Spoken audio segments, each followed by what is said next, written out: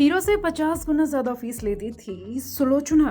Rolls Royce से चलती थी बॉलीवुड की पहली महिला सुपरस्टार। सुन रहे हैं आप A1 एंटरटेनमेंट में अपनी प्यारी दोस्त मेघा को। आज आपको किस्से पिटारे में बॉलीवुड की पहली सुपरस्टार के बारे में बताएंगे। पहली फीमेल सुपरस्टार का दर्जा दिवंगत एक्ट्रेस श्रीदेवी को मिला है, लेकिन क्या आप जानते हैं उनसे पहले, बहुत पहले, जब मूक फिल्मों का दौर था, यानी तब ऐसी फिल्में बनती थीं जिसमें डायलॉग्स नहीं होते थे, तब सुलोचना नाम की एक्ट्रेस इंडस्ट्री पर राज किया करती थी। उन्हें हिंदी फिल्म इंडस्ट्री की पहली महिला सुपरस्टार का दर्जा मिला था। कत्थई आंखों वाली इस बोल्ड एक्ट्रेस की सैलरी और उनके खर्चों के बारे में आप जानकर दांतों तले उंगलियां दबा लेंगे। उनकी पॉपुलैरिटी का अंदाजा आप इसी बात से लगा सकते हैं कि तब उन्हें बॉम्बे के गवर्नर से ज्यादा सैलरी मिलती थी। जब एक हीरो को 100 रुपए मिलते थे, तब वो एक फिल्म के लिए 5,000 रुपए फीस लेती थी। लेकिन कहते हैं ना कि 4 दिन की चांदनी फिर अंधेरी रात।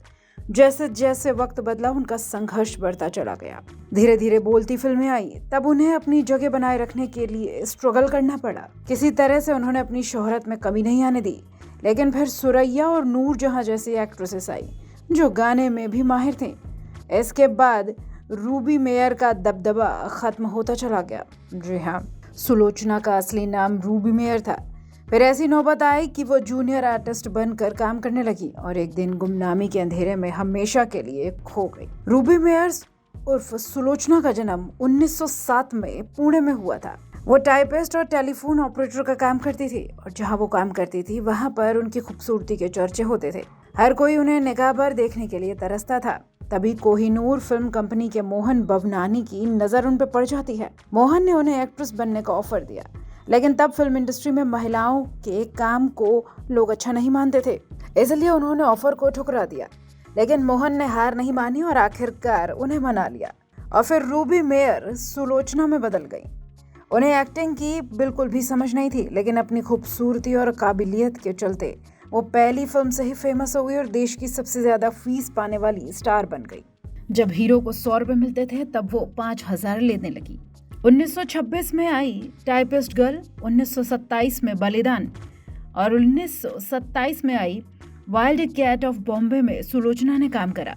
1928 में रोमांटिक मूवीज की तरफ सुलोचना बढ़ गई। उन्होंने RS चौधरी की माधुरी, अनारकली और इंदिरा BA जैसी फिल्में काम किया। ये साइलेंट एरा की फेमस मूवीज थी। इनमें डायलॉग्स नहीं होते थे, बल्कि एक्सप्रेशन से ही पूरी मूवी होती थी। जब बोलने वाली फिल्मों का दौर आया तो उनका करियर डगमगा गया। उस समय सुलोचना को उर्दू और हिंदी नहीं आती थी, लेकिन वो संघर्ष करने में पीछे नहीं हटी। उन्होंने 1 साल का ब्रेक लिया और फिर वापसी की। 1932 में माधुरी बोलने वाली फिल्म से उन्होंने कमबैक किया और फिर सुलोचना के सितारे जगमगाने लगे। उनकी फिल्म फिर से हिट होने लगी। उस समय सुलोचना के पास सबसे पतली कार शेवरोले हुआ करती थी, जिसे देखने के लिए लोगों की भीड़ उमड़ जाती थी। उनके पास महंगी गाड़ी रोल्स रॉयस भी थी। कहते हैं सुलोचना इतनी फेमस थी कि लोग उनकी फोटो तकिए के नीचे रखते थे।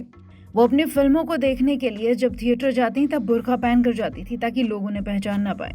उन्होंने अपना खुद का स्टूडियो भी लॉन्च करा, जिसका नाम रूबी पिक्स रखा गया। सुलोचना की एक्टर दिनशॉ बिलीमोरिया संग जोड़ी खूब जमी थी। दोनों ने साल 1933 से लेकर 1939 तक खूब काम करा। एक बार फिर सुलोचना को झटका लगा। 1947 में उनके नाम के साथ एक विवाद जुड़ गया। दरअसल मोरारजी देसाई ने उनकी फिल्म जुगनू पर बैन लगा दिया।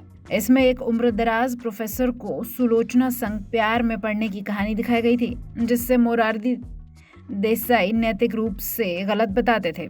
धीरे धीरे सुलोचना की चमक फीकी पड़ने लगी। उन्हें अपना लाइफस्टाइल मेंटेन करने के लिए सपोर्टिंग रोल भी करने पड़े। 1953 में अनारकली में सलीम की मां का किरदार सुलोचना ने निभाया।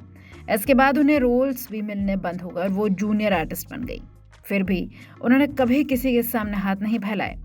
जब वो 75-76 साल की थी, तब 1983 में उन्होंने अपने फ्लैट पर ही दम तोड़ दिया। उनके आखिरी के पल इतने गुमनामी में कटे कि किसी को कानो कान खबर नहीं लगी। साल 1979 में सिनेमा के सबसे बड़े पुरस्कार दादा साहब फाल्के से उन्हें नवाजा गया। फिर आपसे मिलेंगे किसी नए गॉसिप के साथ। Till then take care and bye.